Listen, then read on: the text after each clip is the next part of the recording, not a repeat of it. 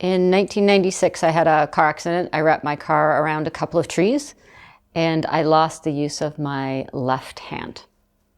I had to make quite a few adjustments after the accident. I couldn't use my fingers anymore, so I had no grasp. So I had to learn to do simple things like tying a shoe or washing dishes in a different way. My favorite pastime is definitely golf. It's a thing that bonded my father and I together. He taught me to golf when I was just a little girl, and I'd done it for many years. And then when I moved into the business world, it became a way to bond with customers and coworkers. It took away my ability to golf. I couldn't grasp a club anymore, so how could I swing a club?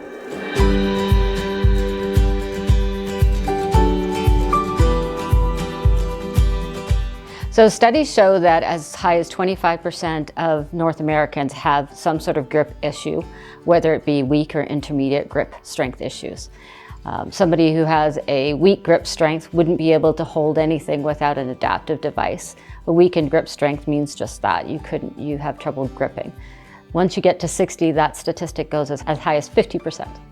The most important part of a golf swing can vary depending on the pro that you talk to. Some pros will tell you that it's your stance. Some people will tell you that it's keeping your head down or your shoulders straight, but none of that matters if you can't hold the club. So therefore, the most important part of a golf swing is maintaining a consistent grip on your club throughout your entire swing. People lose their grip strength for a variety of reasons. It can be like mine, where it's a traumatic incident, or it can be due to disease or illnesses such as diabetes, heart and stroke, and sometimes it's just because of age. Like when you're 20 and you can lift, 200 pounds, and when you're 60, you just can't do that as easily.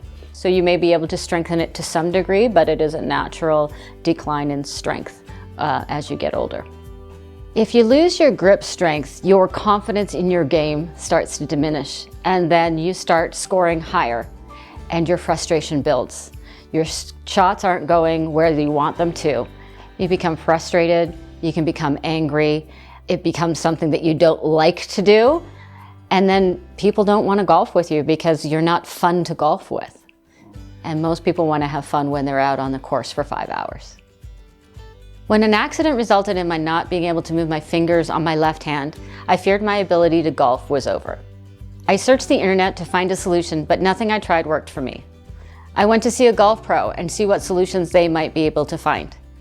His solution was to try to teach me to golf one-handed and to shoot left, but that was a hopeless endeavor. I set out on a journey to create my own solution. After several years and many prototypes, SWINGRIP was born. My long-term golf partner became my partner in the business, and Laura Lee and I decided to start out on this venture. Yeah, I enjoy helping others, and so partnering with Lori on this project, me feel like we would be able to do that together. I'm always excited when somebody realizes that something that they've had their heart set on, that they're able to actually accomplish it. Before taking the leap to patent and manufacture the first batch, I played a minimum of 1 round a week for an entire season with the prototype. The consistency of my ball strike significantly improved, as did my enjoyment of the game, and best of all, I shaved an average of 10 strokes off my round of golf.